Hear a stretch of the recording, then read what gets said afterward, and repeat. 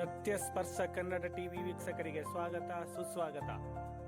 ತಂತ್ರಜ್ಞಾನ ಮುಂದುವರೆದಂತೆ ಮನುಷ್ಯನಲ್ಲಿ ಆಡಂಬರಗಳು ಹೆಚ್ಚಾಗುತ್ತಿವೆ ಎಂದು ಬೇವಿ ಬೆಟ್ಟದ ಶ್ರೀ ರಾಮಯೋಗೇಶ್ವರ ಮಠದ ಪೀಠಾಧ್ಯಕ್ಷ ಶ್ರೀ ಶಿವ ಬಸವ ಸ್ವಾಮೀಜಿಯ ಆತಂಕ ವ್ಯಕ್ತಪಡಿಸಿದರು. ಪಾಂಡವಪುರ ತಾಲೂಕಿನ ಬೇವಿ ಬೆಟ್ಟದ ಶ್ರೀ ರಾಮಯೋಗೇಶ್ವರ ಮಠದಲ್ಲಿ ಪ್ರಗತಿ ಸೇವಾ ಟ್ರಸ್ಟ್ ಹಾಗೂ ತಾಲೂಕು ಚುಟುಕು ಸಾಹಿತ್ಯ ಪರಿಷತ್ ಆಶ್ರಯದಲ್ಲಿ ನಡೆದ ಕಾಯಕ ಯೋಗಿ ಪ್ರಶಸ್ತಿ ಪ್ರದಾನ ಚುಟುಕು ಕವಿಗೋಷ್ಠಿ ಸಾನ್ನಿಧ್ಯ ವಹಿಸಿ ಅವರು ಆಶೀರ್ವಚನ ನೀಡಿ ಮಾತನಾಡಿದರು. ಜೊತೆಗೆ ಟಿವಿ, ಸಿನಿಮಾ, ಸಾಮಾಜಿಕ ಮಾಧ್ಯಮಗಳ ಹಾವಳಿಯಿಂದಾಗಿ ಸಂಸ್ಕೃತಿ ಹಾಗೂ ಸಾಹಿತ್ಯ ಮರೆಯಾಗುವ ಪರಿಸ್ಥಿತಿ ನಿರ್ಮಾಣವಾಗಿದೆ. ಇಂತಹ ಅರ್ಥಪೂರ್ಣ ಕಾರ್ಯಕ್ರಮಗಳ ಮೂಲಕ ಸಂಸ್ಕೃತಿ ಸಾಹಿತ್ಯವನ್ನು ಉಳಿಸಿ ಬೆಳೆಸುವುದು ಪ್ರತಿಯೊಬ್ಬರ ಕರ್ತವ್ಯವಾಗಬೇಕು. ಅಲ್ಲದೆ ಮಾನವೀಯ ಮೌಲ್ಯಗಳನ್ನು ಬೆಳೆಸಿಕೊಂಡು ಸಮಾಜದಲ್ಲಿ ವೃದ್ಧಾಶ್ರಮಗಳು ಕಡಿಮೆಯಾಗುವಂತೆ ಮಾಡಬೇಕು ಎಂದು ಕರೆ ನೀಡಿದರು. ಸಮಾಜ ತಿಳಿಯಬೇಕು. ನಾವು ಸದಾ ಸತ್ಸಂಗರ ಸಹವಾಸ ಮಾಡಬೇಕು. ಮಕ್ಕಳಿಗೆ ಜ್ಞಾನಾರ್ಜನೆ ಜೊತೆಗೆ ಸಂಸ್ಕಾರ ಕಲಿಸಬೇಕು. ಇಂತಹ ಮೌಲ್ಯಯುತ ಕಾರ್ಯಕ್ರಮಗಳು ಪ್ರತಿ ತಿಂಗಳು ಶ್ರೀ ಮಠದಲ್ಲಿ ನಡೆದರೆ ತಾವು ಸಂಪೂರ್ಣ ಸಹಕಾರ ನೀಡುವುದಾಗಿ ತಿಳಿಸಿದರು. ಕಾಯಕ ಯೋಗಿ ಪ್ರಶಸ್ತಿ ಸ್ವೀಕರಿಸಿದ ನಿವೃತ್ತ ತಹಸೀಲ್ದಾರ್ ಎಸ್ ಸಂತೋಷ್ ಮಾತನಾಡಿ ಬೇಬಿ ಬೆಟ್ಟದ ಶಿವಬಸವ ಸ್ವಾಮೀಜಿ ಅವರನ್ನು ಜಾತಿ ಮೀರಿದ ವ್ಯಕ್ತಿತ್ವ ಎಂದು ಬಣ್ಣಿಸಿದರು. ಅಧ್ಯಕ್ಷತೆ ವಹಿಸಿದ ಪ್ರಗತಿ ಸೇವಾ ಟ್ರಸ್ಟ್ ಅಧ್ಯಕ್ಷ ನಾಗೇಶ್ ರಾಗಿಮುದ್ದನಹಳ್ಳಿ ಮಾತನಾಡಿ ಸಮಾಜ ಸೇವೆ ನಿಸ್ವಾರ್ಥವಾಗಿ ಮಾಡಬೇಕು. ಪರಿಸರ ಪ್ರಜ್ಞೆ, ಆರೋಗ್ಯ, ಶಿಕ್ಷಣ ಮತ್ತು ಸಾಂಸ್ಕೃತಿಕ ಚಿಂತನೆಯಲ್ಲಿ ಪ್ರತಿಯೊಬ್ಬರು ನಿರಂತರವಾಗಿ ಸಾಗಬೇಕು ಎಂದರು. ಕಾರ್ಯಕ್ರಮದಲ್ಲಿ ವಿವಿಧ ಕ್ಷೇತ್ರಗಳಲ್ಲಿ ಸಾಧನೆ ಮಾಡಿದ ನಿವೃತ್ತ ತಹಸೀಲ್ದಾರ್ ಎಸ್ ಸಂತೋಷ್, ಮಂಡ್ಯ ಜಿಲ್ಲಾ ಸಾರ್ವಜನಿಕ ಶಿಕ್ಷಣ ಇಲಾಖೆ ಉಪ ನಿರ್ದೇಶಕ ಬಿ.ಎ. ಲೋಕೇಶ್, ಹಿಂದುಳಿದ ವರ್ಗಗಳ ಕಲ್ಯಾಣ ಇಲಾಖೆಯ ಕೆ.ಸಿ. ಮಂಜುಳಾ ಭದ್ರೇಗೌಡ, ಮುಖ್ಯ ಶಿಕ್ಷಕ ಆರ್.ಟಿ. ಬಸವರಾಜ್ ಅವರಿಗೆ ಕಾಯಕ ಯೋಗಿ ಪ್ರಶಸ್ತಿ ಪ್ರದಾನ ಮಾಡಲಾಯಿತು. ಇದೇ ವೇಳೆ ಜಿಲ್ಲೆಯ ವಿವಿಧ ಭಾಗಗಳಿಂದ ಆಗಮಿಸಿದ 20ಕ್ಕೂ ಹೆಚ್ಚು ಕವಿಗಳು ಚುಟುಕು ಕವನ ವಾಚಿಸಿದರು. ಇದೇ ವೇಳೆ ಲೋಕೇಶ್ ಎಂ ಕಲ್ಕುಣಿ ಅವರ ಚುಟುಕುಗಳ ಲೋಕ ಕೃತಿಯನ್ನು ಲೋಕಾರ್ಪಣೆ ಮಾಡಲಾಯಿತು. ಕಾರ್ಯಕ್ರಮದಲ್ಲಿ ವಿಶ್ರಾಂತ ಪ್ರಾಂಶುಪಾಲ ಡಾಕ್ಟರ್ ಲೋಕೇಶ್, ಮಕ್ಕಳ ಸಾಹಿತ್ಯ ಪರಿಷತ್ ಅಧ್ಯಕ್ಷ HR. Dhanyakumar, doctor BC. Vijayakumar, Ballenahalli, MH. Vijayakumar, Malligere Prabhuswamy, RM. Nagesh, Doddabyadarahalli Dhananjaya, Chikkanahalli Manjunath, Ashok ಸೇರಿದಂತೆ ಇತರರು ಉಪಸ್ಥಿತರಿದ್ದರು. ಡಾಕ್ಟರ್ ನಾಗೇಶ್ ರಾಗಿಮುದ್ದನಹಳ್ಳಿ ಅವರಿಗೆ ಸ್ವಾಗತವನ್ನು ಕೊಡ್ತೇನೆ. ಈ ಕಾರ್ಯಕ್ರಮವನ್ನು ಉದ್ಘಾಟಿಸಲು ಆಗಮಿಸಿರ್ತಕ್ಕಂತಹ ನಿಮ್ಮೆಲ್ಲರ ಪ್ರೀತಿಯ ನಿವೃತ್ತ ತಹಸೀಲ್ದಾರ್ ಸಾಹೇಬರಾದಂತಹ ಸಂತೋಷ್ ಅವರನ್ನು ಸಮಾರಂಭಕ್ಕೆ ಸ್ವಾಗತಿಸುತ್ತೇನೆ. ಜಿ.ಎ. ಲೋಕೇಶ್, ಉಪನಿರ್ದೇಶಕರು, ಶಿಕ್ಷಣ ಇಲಾಖೆ, ಮಂಡ್ಯ, ಇವರಿಗೂ ಕೂಡ ಸ್ವಾಗತವನ್ನು ಕೊಡ್ತೇನೆ.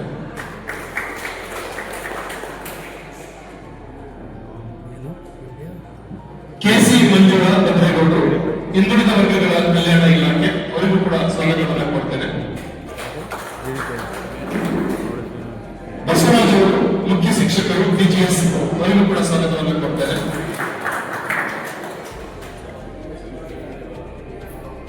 Doctor BK. ಲೋಕೇಶ್, ನಿವೃತ್ತ ಪ್ರಾಂಶುಪಾಲರು, ಅವರಿಗೂ ಕೂಡ ಸ್ವಾಗತವನ್ನು ಕೊಡ್ತೇನೆ.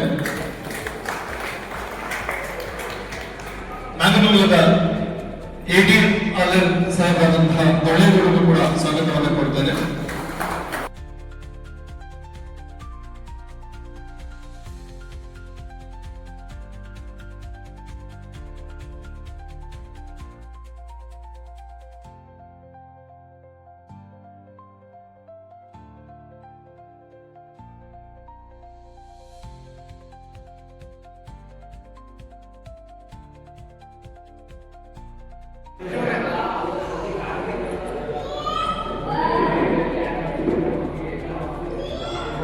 ಸ್ವಲ್ಪ ಹಿಂದೆ ಬಂದ್ಬಿಡಿ.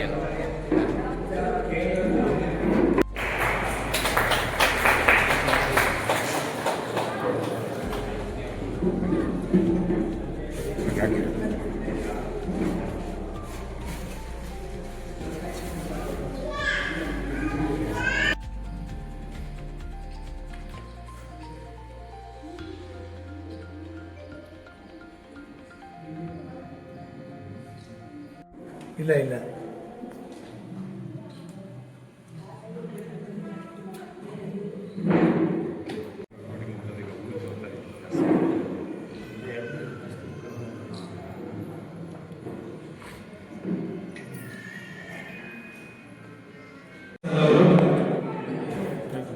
ಅತ್ಯಂತ ಹಸನ್ಮುಖಿಯಾಗಿ ಸಾರ್ವಜನಿಕ ಕೆಲಸವನ್ನ ಮಾಡ್ತಾ ಬಂದಂತ ಅನ್ನಪೂರ್ಣೆಯಾಗಿ ಅತ್ಯಂತ ಕಡುಬಡತನದ ಮಕ್ಕಳಿಗೆ ಒಂದು ವಿದ್ಯಾರ್ಥಿ ನಿಲಯದ ಸೌಭಾಗ್ಯ ಮತ್ತು ಚುಂಚನಗಿರಿ ಶಾಖೆಯಲ್ಲಿ ಶಿಕ್ಷಕರಾಗಿ ಈಗ ಮುಖ್ಯ ಶಿಕ್ಷಕರಾಗಿರುವಂತಹ ಹಾಗೂ ಬಸವರಾಜ್ ಸರ್ ಅವರಿಗೆ ತುಂಬ ಹೃದಯದ ಧನ್ಯವಾದಗಳನ್ನ ಸ್ವಾಗತವನ್ನು ವಿಸ್ತರಿಸುತ್ತಾ ಗಣೇಶನವರಿಗೆ ಉದ್ಯೋಗದ ಶುಭಾಶಯವನ್ನು ಕೋರ್ತಾ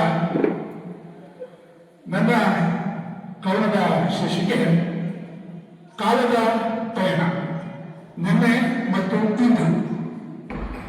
ಅಂದು ಮಣ್ಣಿನ ಮನೆಯಲ್ಲಿ ಮಮತೆಯ ಸೆಲೆ, ಹಿರಿಯರ ಕಥೆಗಳಲ್ಲಿ ಬೆಳೆಯುತ್ತಿತ್ತು ಕಲೆ, ದೀವಟಿಯ ಬೆಳಕಲ್ಲಿ ಓದಿದ ಅಕ್ಷರ, ಕಲ್ಮಶವಿಲ್ಲದ ಮನದಲ್ಲಿ ಒಡೆಯುತ್ತಿತ್ತು ತೇಜದ ಶಿಖರ. ಇಂದು ನೆನಪುಗಳ ತಾಣ ಬೇರ್ಪಟ್ಟ, ಮಂಜಿನ ಹೊದಿಕೆಯಲ್ಲಿ ಮಲಗಿದ ಬೆಟ್ಟ, ಮಕ್ಕಳ ನಗುವಿನಂತೆ ಮೃದುವಾದ ಒತ್ತು, ಚಿಕ್ಕ ಚಿಕ್ಕ ಹಾದಿಯಲ್ಲಿ ಹಸಿರು ನೋಟ, ಮನಸ್ಸಿಗೆ ಕೊಡುತ್ತವೆ ಸಂತಸದ ನೋಟ, ಬೆಳಗಿನ ಗಾಳಿಯಲ್ಲಿ ಹಕ್ಕಿಗಳ ರಾಗ, ಬೆಟ್ಟದ ತುದಿಯಲ್ಲಿ ಒಡೆಯುವ ಭಾಗ, ಮೋಡಗಳ ತಾಕುವ ಆ ಮುಕ್ತ ಶಿಖರ ಕಾಣ. ಗುರುಭ್ಯೋ ನಮಃ. ವೇದಿಕೆಯಲ್ಲಿ ಆಸೀನರಾಗಿರುವಂತಹ ಗೃಹಿಯರಿಗೆ ಮತ್ತು ನನ್ನೆಲ್ಲ ಕೈಮನಸ್ಸುಗಳಿಗೆ ಶುಭ ದಿನದ ಶುಭೋದಯಗಳು. ನನ್ನ ಹೆಸರು ಸಲ್ಮಾ ಬಾನು, ಚಾಮರಾಜನಗರ ಜಿಲ್ಲೆ ಕೌದಳ್ಳಿ ಗ್ರಾಮ. ಸಾಮಾನ್ಯವಾಗಿ ನಾನು ಬರೆಯೋದು ಕವನಗಳು, ಚುಟುಕುಗಳು ಅಂತ ಇರೋದ್ರಿಂದ ತಕ್ಷಣ ಹೊಳೆದಿರೋದನ್ನು ಬರೆದಿದ್ದೀನಿ. ತಪ್ಪಿದ್ರೆ ದಯಮಾಡಿ ಎಲ್ಲರೂ ಕ್ಷಮಿಸಬೇಕು. ಅನುಭವ ಮಂಟಪ, ಉರಿಯುವ ಹಣತೆಯಲ್ಲಿ ದೇವರ ರೂಪ, ಅದಕ್ಕೆ ಉದಾಹರಣೆ ಈ ಅನುಭವ ಮಂಟಪ. ಇದು ಶಾಂತಿಯ ನೆಲೆಗೀಡಿನ ಮಠ, ಭಕ್ತಿ ಭಾವದಲ್ಲಿ ಮುಳುಗಿದವರಿಗೆ ಇಲ್ಲ ಸಂಕಟ. ಕನ್ನಡದ ತೇರು, ನಮ್ಮ ಮಾತೃಭಾಷೆ ಎಂದೆಂದಿಗೂ ಕನ್ನಡ, ಉಳಿಸುವ ಬೆಳೆಸುವ ನಾವು ಕೂಡ. ಉಸಿರಾಡುವ ಗಾಳಿ, ಕುಡಿಯುವ ನೀರು, ಎಳೆಯೋಣ ಎಲ್ಲೆಡೆ ಕನ್ನಡದ ತೇರು. ನನ್ನ ಹೆಸರು ಸಿದ್ದರಾಮಯ್ಯ ಆಳ್ಕೊಳ್ತೇನೆ. ಇವತ್ತು ನಮ್ಮ ಸಮಾಜ ನೋಡಿದ್ರೆ ನಾವು ಹೆಂಗ್ ಬದುಕಬೇಕು, ಹಿಂದೆ ಹೆಂಗ್ ಬದುಕ್ತಿದ್ರು, ಈಗ ಹೆಂಗ್ ಬದುಕ್ತಿದ್ರು ಅನ್ನೋದೇ ಕನ್ಫ್ಯೂಸ್ ಆಗ್ತಾ ಇದೆ. ಎತ್ತಿಂದ ಎತ್ತ ಹೋಗೋದು ಗೊತ್ತಾಗ್ತಾರ. ಈಗ ನಿನ್ನೆ ನೋಡಿದೆ ಒಂದು ಇನ್ಸ್ಟಾಗ್ರಾಮಲ್ಲಿ ವಿಡಿಯೋ. ಏನು ಕೊಟ್ಟವ್ರೆ ಅಂದರೆ ಆಂಟಿ ಜ್ಯೂಸ್ ತರಬೇಕು ಎಸ್ಕೇಪ್ ಎಲ್ಲಿ ನಡೀತದೆ ಅದು, ಹಿಂದೆ ಹೆಂಗಿತ್ತು ಇವತ್ತು ಹೆಂಗೆ ನಡೀತದೆ, ಇದನ್ನೇ ಕುರಿತು ಒಂದು ಕವಿತೆಯನ್ನು ರಚಿಸಿದ್ದೇನೆ. ಇಲ್ಲಿ ಹೆಂಡತಿಯನ್ನ ಅತ್ಯುತ್ತಮ ನೋಡ್ಕೊಳ್ತಾ ಇದ್ರು ಸಹ ಇನ್ನು ಹೋಗ್ತಾ ಇದ್ದಾರೆ. ಇಲ್ಲಿ ಅಪರಾಧಿ ಯಾರು, ಗಂಡ ಅಪರಾಧಿನ ಅಥವಾ ಹೆಂಡತಿ ಅಪರಾಧಿನ? ನನ್ನ ಕವನದ ಶೀರ್ಷಿಕೆ ಅಪರಾಧಿ ಯಾರು. ಮುಡಿಗೆ ಹೂ ಇಡುತ್ತಿದ್ದವಳು, ಕಿವಿಗೆ ಹೂ ಇಡುತ್ತಿರುವಳು, ಮುಡಿಗೆ ಹೂ ಇಡುತ್ತಿದ್ದವಳು, ಕಿವಿಗೆ ಹೂ ಇಡುತ್ತಿರುವಳು, ಸಂಸಾರ ಸಾಗಿಸಬೇಕಿದ್ದವಳು ಸ್ಮಶಾನದ ಹಾದಿ ತೋರಿಸುತ್ತಿರುವಳು, ಹಾಡೊಡೆಯದ ಹಾದಿಯಲ್ಲಿ ಇಟ್ಟಳು ಕುಟುಂಬದ ಮರ್ಯಾದೆ ಬೀದಿಯಲ್ಲಿ, ಇದರ ಆದರ್ಶ ವ್ಯಕ್ತಿ, ಆದರ್ಶ ರೈತ ಶ್ರೀಯುತ ನಾಗೇಶ್ ನಾಗಮತಳ್ಳಿ ಅವರಿಗೆ ಜನ್ಮದಿನದ ಶುಭಾಶಯಗಳನ್ನು ಕೊಡ್ತೇನೆ. ನನ್ನ ಕವನದ ಶೀರ್ಷಿಕೆ ನನ್ನ ದೇವರು. ನನ್ನ ದೇವರು ನಿರಾಕಾರ ನಿರಾಧಾರ, ಮಡಿ ಇಲ್ಲ ಕುಡಿ ಇಲ್ಲ, ಮಡಿ ಮೈಲಿಗೆ ಇಲ್ಲವೇ ಇಲ್ಲ. ನನ್ನ ದೇವರು ನಿರಾಧಾರ ನಿರಾಕಾರ, ಮಡಿ ಇಲ್ಲ ಗುಡಿ ಇಲ್ಲ, ಮಡಿ ಮೈಲಿಗೆ ಇಲ್ಲವೇ ಇಲ್ಲ. ಹಸಿವಿಗೆ ತಿನ್ನುವ, ನೆರಳಿಗೆ ಮಲಗುವ, ಜಾತಿಯ ಹಂಗಿಲ್ಲ ಸಜಾತಿಯ ಗಡಿಯಿಲ್ಲ. ಅವನಲ್ಲಿ ಇವಳಲ್ಲಿ ಮಾನವನಾಗಿ ಕಾಣುವ, ಧರ್ಮದ ಹಂಗಿಲ್ಲ ಧರ್ಮದ ಸಾರವೇ ತಾನಾಗಿ. ಭಾನುವಾರ ಕೇಳಿದಾಗ ಗೊತ್ತಾಯ್ತು ಇವತ್ತು ಚುಟುಕು ಕವಿಗೋಷ್ಠಿ ಅಂತ. ನಾವು ಗ್ರೂಪ್ ಫೋಟೋ ತೆಗೆಸ್ಕೊಂಡ್ರೆ ಸರ್, ಆ ಗ್ರೂಪ್ ಫೋಟೋದಲ್ಲಿ ನನ್ನ ಫೋಟೋ ಮಾತ್ರ ನೋಡ್ತೀವಿ. ಹೌದು, ನಾವು ಫೋಟೋ ಮಾತ್ರ ನೋಡ್ತೀವಿ. ಇನ್ವಿಟೇಷನ್ ಕಾರ್ಡ್ ಕಳಿಸುತ್ತೆ, ನಾವು ಪೂರ್ತಿ ಮೊದಲ ನಮಗೆ ಸಿಬಿಯೋ ಇಲ್ಲ ಅಂತ ನೋಡ್ತೀವಿ. ಅದಕ್ಕೋಸ್ಕರ ಹೆಸರು ಹಾಕಿಲ್ಲ ಸರ್ ನನ್ನ ಹೆಸರು ಹಾಕಿಲ್ಲ, ಆದ್ರೂ ಬರ್ತೀನಿ ಮತ್ತೆ ಪ್ರಿಂಟ್ ಹಾಕ್ಸಿ ಕಲಾವಿದ ಪ್ರತಾಪ್ ಲಕ್ಷ್ಮೀ ಸಾಗರ ಅಂತ. ಹಂಗೆ ಇವತ್ತು ಈ ಸ್ಟೇಜಲ್ಲಿ ಗೊತ್ತಾಗಿದ್ದು ಇದು ಚುಟುಕು ಕವಿಗೋಷ್ಠಿ ಅಂತ. ಇಷ್ಟು ದವರ್ಕ ಬಂದಿದೆ ಕವಿತೆ ವಾಚನ ಮಾಡೋಣ ಅಂತ. ಇಲ್ಲಿ ಮಾಡಿದ್ರೆ ನೀವು ಯಾರು ಬಿಟ್ಕೊಡಲ್ಲ ಅಂತ ಗೊತ್ತಾಗೋಯ್ತು. ಅದನ್ನು ಬಿಟ್ಬಿಟ್ಟೆ. ಇಲ್ಲಿ ಕೂತಿದ್ದ ಸರ್ ಅವ್ರ ಹೆಸರು ಲೋಕೇಶ್ ಸರ್. ಅದ್ರ ಕವಿಗೋಷ್ಠಿ ಮಾಡಿದ್ರೆ ಬೇಡ, ಹುಟ್ಟುಹಬ್ಬದ ಬಗ್ಗೆ ಮಾತಾಡೋಣ ಅಂತ ಅದೇ ಚಿಂತೆ ಮಾತಾಡ್ತಾರೆ. ಅದನ್ನ ಮಾತಾಡ್ಬಿಟ್ಟು ಈಗೆಲ್ಲ ಬರ್ತಡೆ ಅಂದ್ರೆ ಏನಾಗ್ಬಿಟ್ಟೈತೆ ಅಂದ್ರೆ ದೊಡ್ಡದು ಹೂನಾರ್ ಹಾಕ್ಬೇಕು, ಪೇಟ ಹಾಕ್ಬೇಕು, ಶಾಲ್ ಹಾಕ್ಬೇಕು, ಪಟಾಕಿ ಸಿಡಿಸ್ಬೇಕು, ಕೇಕ್ ಕಟ್ಟಿಸ್ಬೇಕು. ಈ ರೀತಿಯಲ್ಲಿ ಈಗ ಈ ರೀತಿ ಮಾಡಿದ್ರು ತುಂಬಾ ಖುಷಿ ಆಗುತ್ತೆ. ಅದಕ್ಕೋಸ್ಕರ ದಯವಿಟ್ಟು ಯಾರು ಮಾತಾಡಬೇಡಿ, ದಯವಿಟ್ಟು ಯಾರು ಮಾತಾಡಬೇಡಿ. ಇವತ್ತು ನನ್ನ ಕವಿತೆಯ ಶೀರ್ಷಿಕೆ, ಕ್ಷಮೆ ಇರಲಿ, ಕವಿತೆಯ ಶೀರ್ಷಿಕೆ ಅಲ್ಲ, ಮಾತಿನ ಶೀರ್ಷಿಕೆ. ಇವತ್ತು ನಾನು ಮಾತಾಡ್ತೀನಿ, ಕವಿತೆ ಅಲ್ಲ, ನನ್ನ ಮಾತಿನ ಶೀರ್ಷಿಕೆ ಮಾತು. ಮಾತು ಅಂದ್ರೆ ಹೆಂಗಿರ್ಬೇಕು, ಮಾತು ಅಂದ್ರೆ ಹೆಂಗಿರ್ಬೇಕು, ಹೆಂಗೆಂಗೋ ಇರಬಾರ್ದು. ಅವ್ರಂಗೆ ಇವ್ರಂಗೆ ಯಾರಂಗೂ ಇರಬಾರ್ದು, ಯಾರ ಹಂಗೂ ಇರಬಾರ್ದು. ಆದ್ರೆ ಕೀಳುವಂಗಿರ್ಬೇಕು. ಮಾತನಾಗ ಮಾತಿರ್ಬೇಕು, ಮಾತನಾಗ ಅರ್ಥ ಇರಬೇಕು, ಮಾತನಾಗ ನೀತಿ ಇರಬೇಕು, ಮಾತನಾಗ ರೀತಿ ಇರಬೇಕು, ಮಾತನಾಗ ಪ್ರೀತಿ ಇರಬೇಕು. ಮಾತನಾಗ ಉದ್ದೇಶ ಇರಬೇಕು, ಮಾತನಾಗ ಆದೇಶ ಇರಬೇಕು, ಮಾತನಾಗ ಉಪದೇಶ ಇರಬೇಕು, ಮಾತನಾಗ ಸಂದೇಶ ಇರಬೇಕು, ಮಾತನಾಗ ತೂಕ ಇರಬೇಕು, ಇಲ್ಲ ಅಂದ್ರೆ ಸುಮ್ಮನೆ ಕೂತಿರ್ಬೇಕು. ಮಾತು ಸಾಧನ ಆಗ್ಬೇಕು, ಮಾತು ಸಾಧನ ಆಗ್ಬೇಕು. ಅದೇ ಮಾತಿನಲ್ಲಿ ವೇಗ ಇರಬೇಕು, ಉದ್ವೇಗ ಇರಬಾರದು. ಮಾತಿನಲ್ಲಿ ಮಗುವಿನ ನಗೆ ಇರಬೇಕು, ಹಾಗೆ ಇರಬಾರದು. ಮಾತಿನಲ್ಲಿ ಆತ್ಮೀಯತೆಯ ಅಲೆ ಇರಬೇಕು, ಸೌಹಾರ್ದದ ಸೆಲೆ ಇರಬೇಕು, ನಗುವಿನ ನೆಲೆ ಇರಬೇಕು, ಬದುಕಿನ ಬೆಲೆ ಇರಬೇಕು. ಮಾತು ಮತಿಯಿಂದ ಬರಬೇಕು, ಆದ್ರೆ ಮತೀಯವಾಗಿರಬಾರದು. ಮಾತು ಮುತ್ತಾಗಿರ್ಬೇಕು, ಸ್ವಲ್ಪ ನೆಟ್ಟಗಿರ್ಬೇಕು. ಮಾತು ಹಿತವಾಗಿರ್ಬೇಕು, ಕೇಳುಗರಿಗೆ ಹಿತವಾಗಿರ್ಬೇಕು. ನಮ್ಮ ಮಾತು ನಮಗೆ ಒಪ್ಪುವಂತಿರ್ಬೇಕು, ಎಲ್ಲರೂ ಕೂಡ ಹಪ್ಪುವಂತಿರ್ಬೇಕು. ಮಾತಾಗಿದ್ದೇನ್ ಬೇಕು, ಇಷ್ಟಿದ್ರೆ ಸಾಕು, ಇಷ್ಟಿದ್ರೆ ಸಾಕು, ಇಷ್ಟಿದ್ರೆ ಸಾಕು. ಪೊಲೀಸ್ ಇಲಾಖೆಯಲ್ಲಿ ಕರ್ತವ್ಯವನ್ನು ನಿರ್ವಹಿಸುತ್ತಾ ಆ ಒತ್ತಡದ ಬದುಕಿನಲ್ಲಿ ಇದು ಎರಡನೇ ಕೃತಿ. ಮೊದಲನೇ ಕೃತಿ ಕಾವೇರಿ ಅಂತೇಳಿ, ಇದು ಎರಡನೇ ಕೃತಿ ಚುಟುಕುಗಳ ಲೋಕ ಅಂತೇಳಿ. ಮುಂದೆ ನವೆಂಬರ್ಗೆ ಕವಿತೆಯೊಳಗೊಂದು ಜಾಗೃತಿ, ನೆಕ್ಸ್ಟ್ ಜನವರಿಗೆ ಇಟ್ಟಿಗೆ ಗೂಡು ಕಾದಂಬರಿ. ಇಷ್ಟು ರೆಡಿ ಇದೆ. ಸಮಯದ ಅಭಾವ ಇದ್ದರಿಂದ ಒಂದೊಂದಾಗಿ ಬಿಡುಗಡೆ ಮಾಡ್ತೀನಿ ಎಲ್ಲರ ಆಶೀರ್ವಾದದೊಂದಿಗೆ. ನನ್ನ ಚುಟುಕಿನ ಶೀರ್ಷಿಕೆ ಮೌಢ್ಯ. ಪುಸ್ತಕದಲ್ಲಿ ಇರುವಂತೆ ಇವು ಚುಟುಕುಗಳು. ಧರ್ಮದ ನೆರಳಿನಲ್ಲಿದ್ದು ಮೌಢ್ಯದ ಛತ್ರಿ ಹಿಡಿಯುವವರು ಆ ಧರ್ಮವನ್ನು ಉಡಬೇಲು ಮಾಡುವಷ್ಟು ಪ್ರಬಲರಾಗಿರುತ್ತಾರೆ. ಆ ಧರ್ಮವನ್ನು ಉಡಬೇಲು ಮಾಡುವಷ್ಟು ಪ್ರಬಲರಾಗಿರುತ್ತಾರೆ. ಪುಸ್ತಕ ಇನ್ನೊಂದು. ಕೈಯಲ್ಲಿ ಪುಸ್ತಕ ಹಿಡಿ ಕತ್ತಿಯನ್ನಲ್ಲ, ಜಗಕ್ಕೆ ಪ್ರೀತಿ ಹರಡಿ ಕ್ರಾಂತಿಯನ್ನಲ್ಲ, ಎಲ್ಲರೂ ದ್ವೇಷ ಬಿಡಿ ಸ್ವಾಭಿಮಾನವನ್ನಲ್ಲ, ನಿನ್ನಲ್ಲಿರುವ ಅಹಂಕಾರ ಕಡಿ ಸ್ನೇಹವನ್ನಲ್ಲ. ಮಾಡಬಹುದಾದ ಬಂದರು. ಮೊದಲನೇದಾಗಿ ನಾಗೇಶ್ ಅವರಿಗೆ ಹುಟ್ಟುಹಬ್ಬದ ಶುಭಾಶಯಗಳು. ನನ್ನ ಶೀರ್ಷಿಕೆ ಬಂದು ಸಂಕಷ್ಟ ಅಂತ. ಬದುಕೆಂಬುದು ಸುಂದರವಾದ ಸಂಕುಲ ಏನಲ್ಲ, ಸಮುದ್ರದ ಅಲೆಗಳಂತೆ ಸದಾ ಬಂದು ಅಪ್ಪಳಿಸುತ್ತಿರುವುದು. ಬಲದಿಂಗಳ ಬೆಳಕು ಮನದಲ್ಲಿ ಚೆಲ್ಲುತ್ತಿರಲು ಬರ ಸಿರಿದು ಪಡೆದವು. ಎಲ್ಲಿ ಕೋಟೆ ವರ್ಗಿಸುತ್ತಿರಲು ಬದುಕು ಎಂಬುದು ಸಂಕಷ್ಟಕ್ಕೆ ಸಿಲುಕಿದರು. ಸತ್ಯ ಮೇವ ಜಯತೆ ಎನ್ನುತ್ತಿರಲು ಸತ್ಯವಾದ ರಾಜ್ಯಗಳು ಹುಟ್ಟುತ್ತಿರಲು. ಹುಟ್ಟದ ಬಗ್ಗೆ ನಾವು ಶುಭಾಶಯಗಳನ್ನ ಕೊಡ್ತಾ ಇವತ್ತು ಹೇಳ್ದಂಗೆ ಭಾರಿ ಇದೊಂದು ಕಾರ್ಯಕ್ರಮ ಅರ್ಥಪೂರ್ಣವಾಗಿದೆ. ಯಾಕಪ್ಪ ಅಂದ್ರೆ ಇಲ್ಲಿರೋದೇ ಒಂದು ಅನುಭವ ಮಂಟಪ. ಅನುಭವ ಮಂಟಪ ಅಂದ್ರೆ ಬಸವಣ್ಣವರಾಗ್ಲಿ ಮತ್ತೊಂದಾಗ್ಲಿ ಅವರು ಆಗ ಅನುಭವ ಮಂಟಪ ಮಾಡ್ತಾ ಇದ್ರು. ಈಗ ನನ್ನ ಕವನ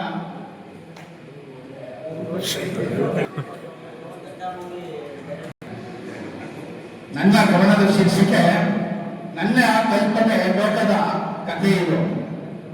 ನನ್ನ ಲೋಕದ ಕಲ್ಪನೆ ಕಥೆ ಇದು ಬರೀ ಕನಸುಗಳಲ್ಲೇ ಕಳೆಯಿತು.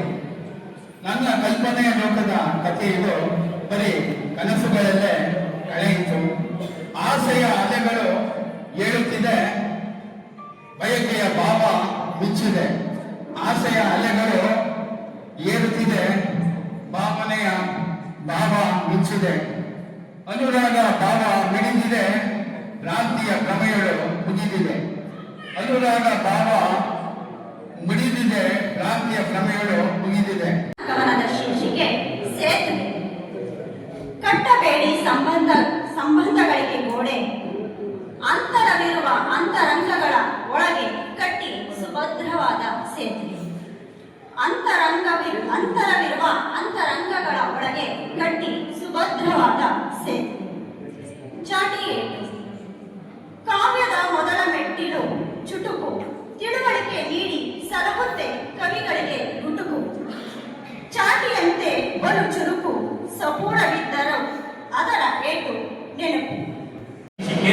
ನಕ್ಕು ಬಿಡು, ನಕ್ಕು ಬಿಡು ಓ ಮನವೇ, ಹಗುರವಾಗುವುದು ನಿನ್ನ ಮನ, ನಲಿಯುವುದು ನಿನ್ನ ಮನವು. ಹುಕ್ಕಿ ಬರುವ ದುಃಖ ಸುಕ್ಕಿ ಮರೆಯುವ ಮುನ್ನ ನಗುತ್ತಾ ಹೇಳಿಬಿಡುವೊಮ್ಮೆ, ಬದುಕಿನಲ್ಲಿ ನೋವುಗಳೆಲ್ಲ ನೀನು. ನೋವು ಮರೆಯುವ ಗಳಿಗೆ ನೊಂದವರು ಬಂದಾಗ ಬಳಿಗೆ, ನಕ್ಕು ಬಿಡಿ ಮನ ಬಿಚ್ಚಿ ಎದೆಯ ಭಾರ ಇಳಿಸಿಕೋ ನೀನು. ಕವನದ ಶೀರ್ಷಿಕೆ ಅಮ್ಮನ ಸೆರಗು. ನನ್ನ ಸ್ವಂತದಲ್ಲ, ವಾಟ್ಸಪ್ ಇಂದ ತೆಗೆದುಕೊಂಡ ತಾಯಿಯ ಸೆರಗು ತಾಯಿಗೆ ಗೌರವಯುತವಾದ ಉಡುಪವನ್ನು ನೀಡುತ್ತಿತ್ತು. ತಾಯಿಯ ಸೆರಗು ಅಡಿಗೆ ಮನೆಯಲ್ಲಿರುವ ಬಿಸಿ ಪಾತ್ರೆಯನ್ನು ಇಟ್ಟಲು ಉಪಯೋಗವಾಗುತ್ತಿತ್ತು. ತಾಯಿಯ ಸೆರಗು ಮಕ್ಕಳ ಬೆವರು ಮತ್ತು ಕಣ್ಣೀರನ್ನು ಒರೆಸುವ ವಸಿಯಾಗಿ ಕಿವಿ ಮತ್ತು ಮುಖವನ್ನು ಒರೆಸುವ ಪರವಸ್ತ್ರವಾಗುತ್ತಿತ್ತು. ಊಟ ಮಾಡಿದ ನಂತರ ತಾಯಿಯ ಸೆರಗಿನಲ್ಲಿ ಬಾಯಿ ಬಳಸಿಕೊಳ್ಳುವುದರಲ್ಲಿ ಮಕ್ಕಳಿಗೆ ಒಂದು ವಿಶೇಷ ಸಂತೋಷ ಇರುತ್ತಿತ್ತು.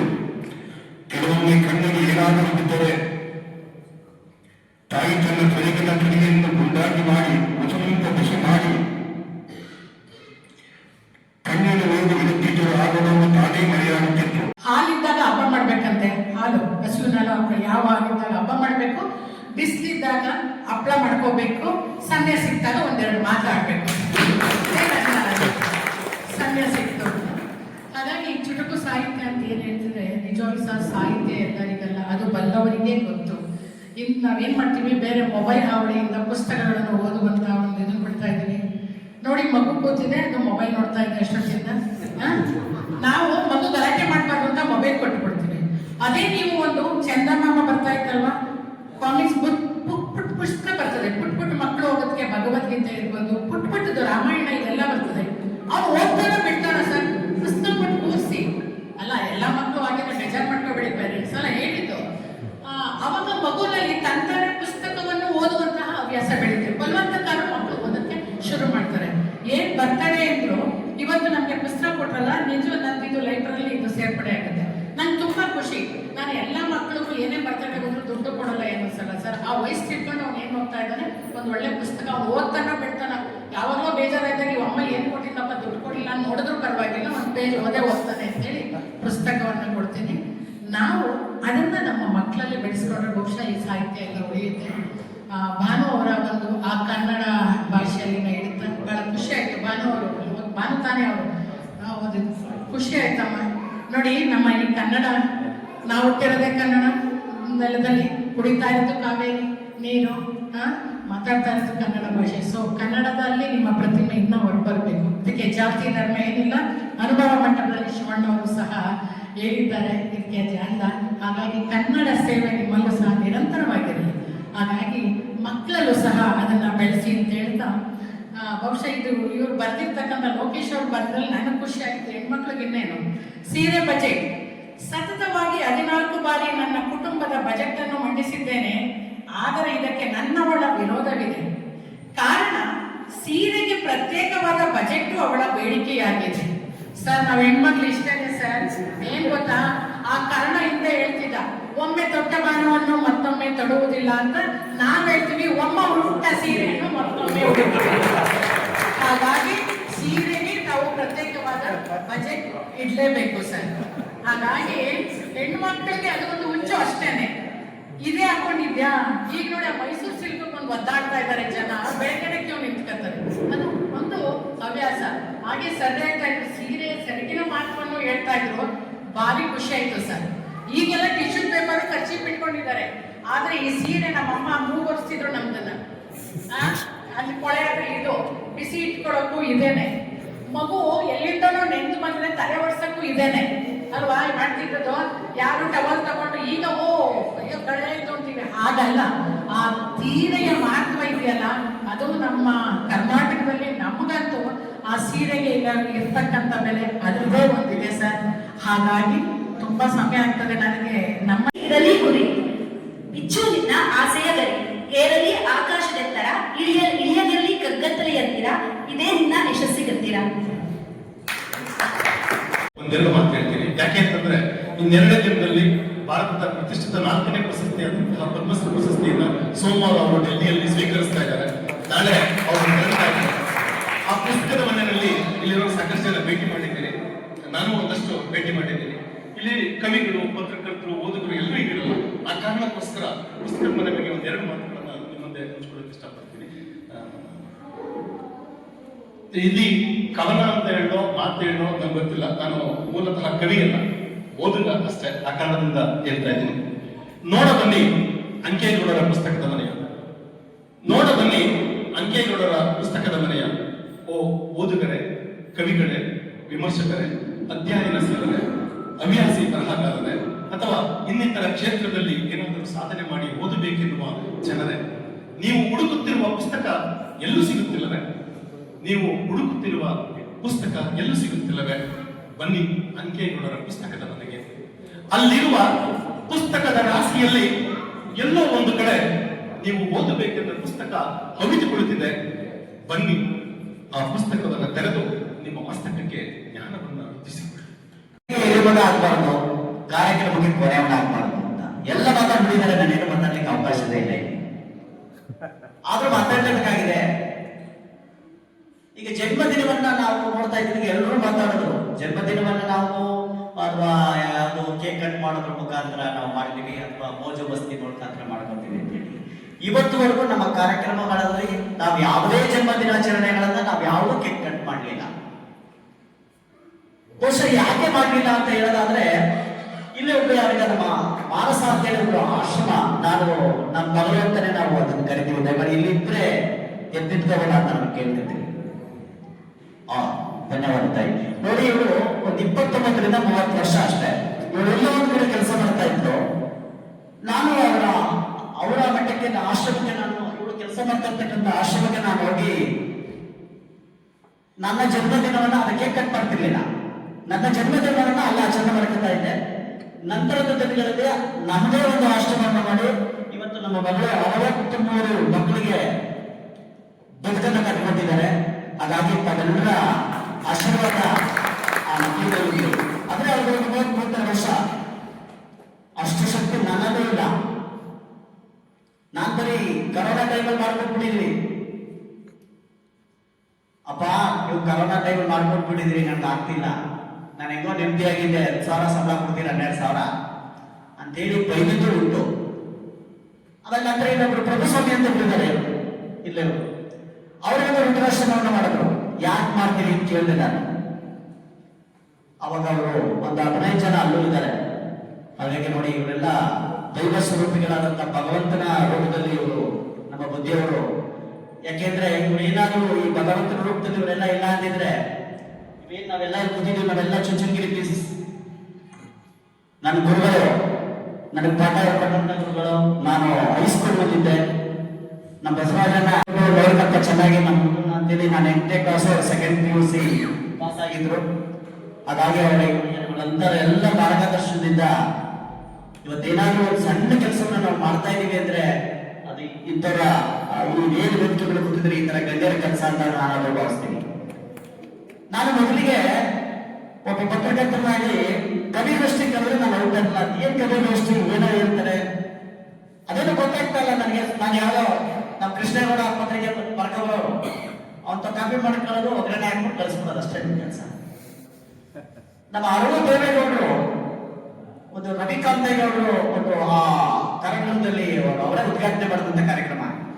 ಅವತ್ತು ನಾನು ಕವಿಗೋಷ್ಠಿಗೆ ನನ್ನನ್ನು ಗೆಸ್ಟ್ ಆಗಿ ಹಾಕೊಂಡಿದ್ರು. ಅವತ್ತು ಆ ಕವಿಗೋಷ್ಠಿ ಅಂದ್ರೆ ಅವತ್ತು ನನಗೆ ಅವರು ಮಾಡ್ತಾ ಇರೋ ಇನ್ಸ್ಪೆಕ್ಟರ್ ಅಥವಾ ಒಂದು ಒಳ್ಳೆ ಹುದ್ದೆಯಲ್ಲಿರುವಂತವರು, ಅವರ ಕಾವ್ಯ ವಾಚನ ನನಗೆ ಇನ್ಸ್ಪೈರ್ ಆಗಿ ನಾನು ಅವತ್ತಿಂದ ನಾನು ಏನಾದ್ರೂ ಮಾಡಿ ಈ ಕವಿತೆಗಳನ್ನ ಕಲಿಬೇಕು ಅಂತೇಳಿ ಪದೇ ಪದೇ ಪದೇ ಪದೇ ಅಂತ ನನ್ಗೆ ಗೊತ್ತಿಲ್ಲ, ಬರೀಲಿಕ್ಕೆ ಗೊತ್ತಿಲ್ಲ ನನ್ಗದು. ಪತ್ರಿಕೆ ಮಾತ್ರ ಬರೀಲಿಕ್ಕೆ ಸಾಧ್ಯ, ಅದು ಗೊತ್ತಿಲ್ಲ ನನಗೆ. ಅವಾಗ ಹತ್ರ ಒಂಚೂರು ಕಾಪಿ ಹೊಡ್ಕೊಂಡು ಸದ್ಯಕ್ಕೆ ಬಂದು ಕೊನೆಗೆ ಒಂದು ಚುಟುಕು ಸಾಹಿತ್ಯ ಪರಿಷತ್ ಅಧ್ಯಕ್ಷರಾಗಿ ಅಂತ ಕೇಳಿದ್ರು. ಇವತ್ತು ನಾನು ಚುಟುಕು ಸಾಹಿತ್ಯ ಅಧ್ಯಕ್ಷ ಆಗಿದ್ದು ಸಹ ನಾನು ಕೆಲಸ ಮಾಡ್ತಾ ಇದ್ದೀನಿ. ಹಾಗಾಗಿ ಇವತ್ತು ಏನಾರ ನಾನು ಅಧ್ಯಕ್ಷ ಹೋಗಿದ್ದೀನಿ ಅಂದ್ರೆ ಯಾರು ನಮ್ಮ ಇವರು ರವಿಕಾಂತ್ ನನ್ನ ಇನ್ಸ್ಪೈರ್ ಅಂತ ನಾನು ಅವ್ರು ಹೇಳಲಿಕ್ಕೆ ಬಯಸ್ತೀನಿ. ಬಂಧುಗಳೇ, ನೀವು ಯಾರು ನಿಮ್ಮ ಜನ್ಮದಿನವನ್ನ ಕೇಕ್ ಕಟ್ ಮಾಡೋದ್ರ ಅಂತ ಮಾಡ್ಕೋಬೇಡಿ ದಯಮಾಡಿ. ಯಾಕೆಂದ್ರೆ ಅದು ನಮ್ಮ ಸಂಸ್ಕೃತಿನೂ ಅಲ್ಲ, ನಮ್ಮ ಕುಟುಂಬ. ಬಟ್ ಅದು ತಿಂದ್ರೆ ನಿಮ್ಗೆ ಗೊತ್ತಿದೆ. ಈಗ ಆಲ್ರೆಡಿ ನೀವು ಎಲ್ಲರೂ ಕೇಳ್ತಾ ಇರ್ತಾರೆ. ಈಗ ಮೊನ್ನೆ ಯಾರೋ ನಮ್ಮ AC ಸಾಹೇಬರು ಆ ಕಲರ್ಸ್ ನಿಮ್ಗೆ ಬೇಕಿರ್ಬೋದು, ಆ ಕಲರ್ಸ್ ಮನೆ ತನ ತೋರಿಸಿದ್ರು. ನನ್ನ ಸಾಮಾಜಿಕ ಜಾಲತಾಣದಲ್ಲಿ ನೋಡಿದೆ ನಾನು. ಆ ಕೇಕ್ ಹಾಕುವಂತ ಪೇಂಟ್ KR ಪೇಟೆನಲ್ಲಿ ಸಾಹೇಬ್ರೆ, ಆ ಪೇಂಟ್ ಹೇಗಿದೆ ಕೈಯಲ್ಲಾದ್ರೆ ಹೆಂಗಿರುತ್ತೆ ಅಂತೇಳಿ. ಹಾಗಾಗಿ ಎಲ್ಲ ಬಿಟ್ಟು ನಿಮ್ಮ ಒಂದೊಂದು ಹುಟ್ಟುಹಬ್ಬಕ್ಕೆ ಒಂದೊಂದು ಗಿಡಗಳನ್ನ ನೆಡಿ. ನಾವು 50 ವರ್ಷ ಬದುಕಿದ್ರೆ 50 ಗಿಡಗಳನ್ನ ಬೆಳೆಸ್ತಕ್ಕಂಥ ಕೆಲಸವನ್ನು ನಾವು ಮಾಡಬೇಕು. ಇವತ್ತು ನಮ್ಮ ಕನ್ಯಾ ಕುಮಾರ್ ಸರ್ ಕೂತಿದ್ದಾರೆ. ಅವ್ರ ಜೊತೆ ನಮ್ಮ ಪ್ರಗತಿ ಸೇವಾ ಟ್ರಸ್ಟ್ 2009 ನನಗೆ ಪಾಂಡವಪುರದಲ್ಲಿ ಯಾರು ಗೊತ್ತಿಲ್ಲ. ನಮ್ಮ ಜೊತೆ ಕೂತ್ಕೊಂಡವರು ನಮ್ಮ AC ಸಾಹೇಬರು, ನಮ್ಮ ಈಗ ನಿಶಾನಂದ ಸ್ವಾಮೀಜಿ ಅವರು ಇದ್ದಾರಲ್ಲ, ಅವರ ನೇತೃತ್ವದಲ್ಲಿ ನಮ್ಮ ಕನ್ಯಾಕುಮಾರಿ ನೇತೃತ್ವದಲ್ಲಿ ನಾವು ITI ಕಾಲೇಜುಗಳನ್ನ ಆಯ್ಕೆ ಮಾಡ್ಕೊಂಡ್ವಿ. ಸರ್ಕಾರಿ ITI ಕಾಲೇಜುಗಳು. ಇವತ್ತು ನೀವೇನಾದ್ರೂ ನೋಡೋದಾದ್ರೆ ಪಾಂಡವಪುರ ITI ಕಾಲೇಜಿಗೆ ನೀವೇನಾದ್ರೂ ಹೋಗಿ ನೋಡಿದ್ರೆ ಆ ಗಿಡಗಳು ಸೊಂಪಾಗಿ ಬರ್ತಿದ್ದಾವೆ. ಅದೇನಾದ್ರೂ ಇದ್ರೆ ಅದು ನಿಶ್ಚಲಾನಂದ ಸ್ವಾಮಿಗಳು ಅಂತ ಹೇಳೋದನ್ನು ನಾನು ಇಷ್ಟಪಡ್ತೀನಿ ಬಂದಿದ್ದಾರೆ. ಹಾಗಾಗಿ ನೋಡಿ, ಇವತ್ತು ನೀವು ಅನುಭವಿಸ್ತಾ ಇದ್ರಿ, ಕೇಂದ್ರದ ಒಂದು ಮುನ್ಸೂಚನೆ ಹೇಳ್ತಾ ಇದೆ, ಇನ್ನು 15 ವರ್ಷ ಬರಗಾಲ ಇರುತ್ತೆ, ಪೊಲ್ಯೂಷನ್ ತುಂಬಾ ಆಗ್ತಾ ಇದೆ. ಹಾಗಾಗಿ ಎಲ್ಲರೂ ವೆಹಿಕಲ್ ಅನ್ನ ಕಡಿಮೆ ಮಾಡಿ, ಸಾಧ್ಯ ಆದಷ್ಟು ಎಷ್ಟು ಸಾಧ್ಯನೋ ಅಷ್ಟನ್ನ ಪೊಲ್ಯೂಷನ್ ಇದನ್ನ ಮಾಡಿಕೊಂಡು ಒಂದೊಂದೇ ಗಿಡ ನೆಡಿ. ಪ್ರತಿಯೊಬ್ಬರು ಒಂದೊಂದು ಗಿಡ ನೆಡಿ. ನೋಡಿ, ಒಂದು ಮನೆ ಕಟ್ಟಿದ್ರೆ ನಾವು ಒಂದು ಮರ ಚೆನ್ನಾಗಿದೆಯಾ, ಒಳ್ಳೆ ಮರ ಬೇಕು ನನಗೆ ಅಂತ ಕೇಳ್ತೀವಿ. ಒಳ್ಳೆ ಸಸಿ ನೆಡಬೇಕು ಅಂತ ಯಾರು ಮಾಡಿದೀವಾ? ಯಾರು ಮಾಡಿಲ್ಲ. ಹಾಗಾಗಿ ಬಂಧುಗಳೇ, ನೀವೆಲ್ಲರೂ ಜಾಗ ಇಲ್ಲ ಅಂದ್ರೆ ಪರವಾಗಿಲ್ಲ, ರೋಡಲ್ಲಿ ಗಿಡ ನೆಡಿ. ಈಗ ನಮ್ಮ ಮನೆ ಮುಂದೆ ಗಿಡಗಳಿದೆ, ಅದು ಫಾರೆಸ್ಟ್ ಡಿಪಾರ್ಟ್ಮೆಂಟ್ ಅವ್ರು ನೆಟ್ಟಿರ್ಬೇಕು. ಆದ್ರೆ ನಾನು ಬೇಕು ಅಂತೇಳಿ ನನಗೆ ಯಾವ ಗಿಡ ಬೇಕು ಅದನ್ನು ಟ್ರಸ್ಟ್ ನೆಟ್ಟಿದ್ದೀನಿ. ಇವತ್ತು ಆ ಗಿಡ ಬೇರೆಯವ್ರಿಗೆ ಅನುಕೂಲ ಆಗಿದೆ, ನಮ್ಮ ಮನೆಗೆ ತುಂಬಾ ಸೇಫ್ ಆಗಿದೆ, ಒಳ್ಳೆ ಗಾಳಿ ಬರ್ತಾ ಇದೆ. ಹಾಗಾಗಿ ಬಂಧುಗಳೇ ನೋಡಿ, ಹಿಂದೆ ಶುಗರ್ ಯಾರಿತ್ತು? ಯಾರೋ ಒಬ್ಬರಿಗೆ ಶುಗರ್ ಇದೆ ಅಂದ್ರೆ ಅವನು ಸರ್ಕಾರ ಅಂತ ಲೆಕ್ಕ. ಯಾಕೆ ಅಂದ್ರೆ ಇಡೀ ಊರಲ್ಲಿ ಒಬ್ಬರಿಗೂ ಇಬ್ಬರಿಗೂ ಶುಗರ್ ಇತ್ತು ನೋಡಿ ಅವತ್ತು. ಇವತ್ತು ಪ್ರತಿ ಮನೆಗೆ ಶುಗರ್ ಇದೆ. ಶುಗರ್ ಇಲ್ಲ ಅನ್ನೋನೇ ಪುಣ್ಯವಂತ ಇವತ್ತಿಗೆ. ಹಾಗಾಗಿ ಬಂಧುಗಳ, ಹಿಂದೆ ನಾಟಿ ಹಸುವಿನ ಮಹತ್ವವಿತ್ತು. ನಾಟಿ ಹಸುವಿನ ಪಕ್ಕದಲ್ಲಿದ್ವಿ, ನಮ್ಮ ಎದುರುಗಡೆ ದನ ಇದ್ವು, ನಾವ್ ಎದುರು ನೋಡ್ತಾ ಇದ್ವಿ, ಅದು ಉಸಿರಾಟ, ಅದನ್ನ ಪಕ್ಕದಲ್ಲೇ ಇರ್ತಾ ಇದ್ವಿ ನಾವು. ಅದನ್ನ ಹೇಳೋರು, ಮನೇಲಿ ದೊಡ್ಡವರಿದ್ರೆ ನಮ್ಮ ಎದುರು ಹಸು ಕಾಣಬೇಕು ಅಂತ ಹೇಳೋರು. ಆಮೇಲೆ ಊಟ ಆದ್ಮೇಲೆ ಬರೋಲ್ಲ ಮೈಯುಚ್ಚೋರು. ನಾಟಿ ಹಸುವಿನ ಗಂದೊಟ್ಟಿಗೆ ಅಂತ ಹೇಳ್ತೀವಿ, ಅದನ್ನ 10 ನಿಮಿಷ ಹಚ್ಚೋದ್ರಿಂದ ನಿಮಗೆ BP ಹೋಗುತ್ತೆ. ನಾಟಿ ಹಸುವಿನ ಹಾಲು ಇವತ್ತು ನೀವು 100% ನೀವು ಇದನ್ನು ಪರೀಕ್ಷೆ ಮಾಡಬೇಡಿ. ಇವತ್ತು ಶುಗರ್ ಇದ್ರೆ ಟೆಸ್ಟ್ ಮಾಡಿಸಿ, 1 ತಿಂಗಳು ಸತತವಾಗಿ ಅದರ ಹಾಲು ಅದರ ಮೊಸರನ್ನ ನೀವು ಬಳಸ್ಕೊಡಿ, ನಿಮ್ಗೆ ಶುಗರ್ ಕಂಟ್ರೋಲ್ ಆಗ್ತಾ ಬರುತ್ತೆ. ಹಾಗಾಗಿ ಬಂದಿದ್ರೆ ನಾನು ಈ ಕವಿಗೋಷ್ಠಿಯಲ್ಲಿ ನಾನು ಈ ಪ್ರಕೃತಿ ಬಗ್ಗೆ ಮಾತಾಡ್ಬಿಟ್ಟಿದ್ದೀನಿ. ಯಾಕೆಂದ್ರೆ ನಾನು ನಮ್ಮ ಟ್ರಸ್ಟ್ ಸ್ಟಾರ್ಟ್ ಆಗಿದೆ ಮೊದಲಿಂದ ಆರೋಗ್ಯ, ವಿದ್ಯೆ, ಪರಿಸರ. ಹಾಗಾಗಿ ನಾನು ಈ ಇಷ್ಟೊಂದು ನಾನು ಸ್ವಲ್ಪ ಇವತ್ತು ಹೆಚ್ಚಿಗೆ ಮಾತಾಡ್ಬಿಟ್ಟೆ. ನನ್ನ ಆತ್ಮೀಯ ಸ್ನೇಹಿತರು, ಅಧಿಕಾರದಲ್ಲಿದ್ದಾಗ ನನ್ನನ್ನು ಆಹ್ವಾನಿಸಿದ್ರು, ಹೋಗಿದ್ದೆ. ನನಗೇನಂತ ಒಂದು ಅತಿಶೋಕ್ತಿ ಏನು ಅನಿಸಿರ್ಲಿಲ್ಲ. ಮೊನ್ನೆ ಫೋನ್ ಮಾಡಿದ್ರು, ಬರಬೇಕು ಅಂತ, ಅವರು ಉದ್ಘಾಟನೆ ಮಾಡಿಕೊಡ್ಬೇಕು ಅಂತ. ನನಗೆ ಅನ್ನಿಸ್ತು, ಏನು ಅಧಿಕಾರಿ ಇಲ್ಲದೇ ಕೂಡ ನನ್ನನ್ನು ಕರಿತಿದ್ದಾರಲ್ಲ, ನಮ್ಮಿಬ್ಬರ ಒಂದು ಬಾಂಧವ್ಯ ಅಷ್ಟೊಂದು ಮಟ್ಟಿಗೆ ಸದೃಢವಾಗಿದೆ ಅಂತ ನಾನೇ ಯೋಚನೆ ಮಾಡಿಕೊಂಡೆ. ಅವರ ಮನವಿಯನ್ನು ತಿರಸ್ಕರಿಸೋದು ನನಗದೇನು ಉಚಿತ ಅಂತ ಅನ್ನಿಸ್ಲಿಲ್ಲ. ಹಾಗಾಗಿ ಅವರ ಮನವಿಗೆ ಹೋಗೊಟ್ಟು ನಾನು ಅವರ ಮನವಿಯನ್ನು ಸ್ವೀಕರಿಸಿ ಈ ಒಂದು ಕಾರ್ಯಕ್ರಮಕ್ಕೆ ಬಂದಿದ್ದೇನೆ. ನನಗೆ ಈ ಕಾರ್ಯಕ್ರಮಕ್ಕೆ ಆಹ್ವಾನಿಸಿ ಉದ್ಘಾಟನೆಯನ್ನು ಮಾಡಿ ಉದ್ಘಾಟನಾ ಭಾಷಣವನ್ನು ಮಾಡಲು ಅವಕಾಶ ಕೊಟ್ಟಂಥ ಈ ಪ್ರಗತಿ ಸೇವಾ ಟ್ರಸ್ಟ್ ಮತ್ತು ಚುಟುಕು ಸಾಹಿತ್ಯ ಪರಿಷತ್ತು ಹಾಗೂ ಹೆಚ್ಚಿನದಾಗಿ ನಾಗೇಶ್ ಅವರಿಗೆ ನಾನು ಮೊದಲನೇದಾಗಿ ಹೃದಯಪೂರ್ವಕ ಧನ್ಯವಾದಗಳನ್ನು ಹೇಳ್ತೇನೆ. ನೆರವೇರಿಸುವಂಥ ಸುದೀನ ಒದಗಿಸಿರುವ ಈ ಸಂದರ್ಭದಲ್ಲಿ ನನ್ನ ಸ್ನೇಹಿತರಾದಂಥ ಶ್ರೀಯುತ ನಾಗೇಶ್ ಅವರಿಗೆ ಹುಟ್ಟುಹಬ್ಬದ ಹಾರ್ದಿಕ ಶುಭಾಶಯಗಳು ಹಾಗೂ ಆ ತಾಯಿ ಚಾಮುಂಡೇಶ್ವರಿ, ಯೋಗಾನರಸಿಂಹಸ್ವಾಮಿ, ಚೆಲುವನಾರಾಯಣ ಸ್ವಾಮಿ ಅವರಿಗೆ ಆಯಸ್ಸು, ಆರೋಗ್ಯ, ಐಶ್ವರ್ಯ, ಸುಖ, ಶಾಂತಿ ನಿಮ್ಮದಿ ಕೊಟ್ಟು ಕಾಪಾಡಲಿ ಅಂತ ನಾನು ಭಗವಂತನಲ್ಲಿ ಪ್ರಾರ್ಥನೆಯನ್ನು ಮಾಡ್ತೇನೆ. ನನಗೆ ನೇರವಾಗಿ ಹೇಳ್ತೀನಿ, ದಯವಿಟ್ಟು ಸ್ವಾಮೀಜಿ ತಪ್ಪು ತಿಳ್ಕೊಬಾರ್ದು. ಕೆಲವು ಸ್ವಾಮೀಜಿಗಳು ಕಂಡ್ರೆ ನನಗೆ ಅಷ್ಟೊಂದು ಉಚಿತ ಏನು ಅನಿಸೋದಿಲ್ಲ. ಯಾಕಂದರೆ ಅವ್ರ ನಡವಳಿಕೆಗಳು, ಅವ್ರ ರಾಜಕೀಯಗಳು ಇವು ಎಲ್ಲ ಇಡಿಸಲ್ಲ. ಆದರೆ ಒಂದೊಮ್ಮೆ ಅವರ ಹುಟ್ಟುಹಬ್ಬದ ಸಂದರ್ಭದಲ್ಲಿ ಹಾಸ್ಪಿಟಲಲ್ಲಿ ಅವ್ರಿಗೆ ಹೇಳಿದ್ದೆ ನಾನು, ಜಾತಿಯನ್ನ ಮೀರಿದ ವ್ಯಕ್ತಿತ್ವವನ್ನು ಈ ಒಂದು ಚಿಕ್ಕ ವಯಸ್ಸಿನಲ್ಲೇ ಸ್ವಾಮೀಜಿಗಳು ಹೊಂದಿದ್ದಾರೆ. ಅವರ ದಿವ್ಯ ಸಾನ್ನಿಧ್ಯದಲ್ಲಿ ಕಾರ್ಯಕ್ರಮ ನಡೀತಾ ಇದೆ ಅಂದಾಗ ನನಗೆ ನಾಗೇಶ್ ಅವರು ಎಷ್ಟು ಕರೆದ್ರು ಅಷ್ಟೇ ಖುಷಿಯಾಗಿ ನಾನು ಈ ಕಾರ್ಯಕ್ರಮಕ್ಕೆ ಬರಬೇಕು ಅಂತ ನನಗೆ ಅನ್ನಿಸ್ತು. ಯಾಕಂದ್ರೆ ಅವರು ಹಾಕಿದ್ದೆ ಯಾವುದೇ ಒಂದು ಕಾರ್ಯಕ್ರಮದಲ್ಲಿ ಖುದ್ದು ಫೋನ್ ಮಾಡಿ ಬರಲೇಬೇಕು ಅಂತ ಮೊನ್ನೆ ಉತ್ತಮಕ್ಕೂ ಕರೆದಿದ್ರು, ಅನಿವಾರ್ಯ ಕಾರಣದಿಂದ ಬರಲಿಲ್ಲ. ಅವರ ದಿವಸ ಸಾನ್ನಿಧ್ಯದಲ್ಲಿ ನಾನು ಈ ಉದ್ಘಾಟನಾ ಸಮಾರಂಭ ಏರ್ಪಡಿಸೋದಕ್ಕೆ ನನಗೆ ಅವಕಾಶ ಕೊಟ್ಟಂಥ ಸ್ವಾಮೀಜಿಗಳಿಗೂ ಕೂಡ ಕೃತಜ್ಞತೆಯನ್ನು ನಾನು ಈ ಸಂದರ್ಭದಲ್ಲಿ ಅರ್ಪಿಸಲು ಇಚ್ಛೆಪಡ್ತೇನೆ. ಮತ್ತೆ ಕಾಯಕ ಯೋಗಿ ಪ್ರಶಸ್ತಿಗೆ ಭಾಜನರಾಗಿರ್ತಕ್ಕಂಥದ್ದೆಲ್ಲರೂ ತಮ್ಮ ಕಾಯಕವನ್ನು ಗುರುತಿಸಿ ಈ ಪ್ರಗತಿ ಸೇವಾ ಟ್ರಸ್ಟ್ನವರು, ಚುಟುಕು ಸಾಹಿತ್ಯದವರು ತಮಗೆ ಈ ಕಾಯಕ ಯೋಗಿ ಪ್ರಶಸ್ತಿಯನ್ನು ನೀಡ್ತಾ ಇದ್ದಾರೆ. ಈ ಪ್ರಶಸ್ತಿಗೆ ನೀವು ಎಷ್ಟು ಅರ್ಹರಾಗೋದನ್ನ ಈ ಪ್ರಶಸ್ತಿಯನ್ನು ಸ್ವೀಕರಿಸಿದ ನಂತರ ನಿಮಗೆ ಇನ್ನೂ ನೀವು ಮಾಡುವ ಕಾಯಕದಲ್ಲಿ ಹೆಚ್ಚಿನ ಜವಾಬ್ದಾರಿಗಳಿರ್ತವೆ. ಆ ಹೆಚ್ಚಿನ ಜವಾಬ್ದಾರಿಗಳು ನಿಮಗೆ ಪೂರಕವಾಗಿರಲಿ, ಈ ಪ್ರೇರಣೆಯಾಗಿರಲಿ ಈ ಪ್ರಶಸ್ತಿ ನಿಮಗೆ ಅಂತ ಹೇಳ್ತೇನೆ. ಮತ್ತೆ ಚುಟುಕು ಸಾಹಿತ್ಯ ಬಹುಶಃ ಡಾಕ್ಟರ್ ದಿನಕರ್ ದೇಸಾಯಿ ಅಂತೇಳಿ ನಮಗೆ ಪರಿಚಯ ಮಾಡಿಸಿದ್ರು.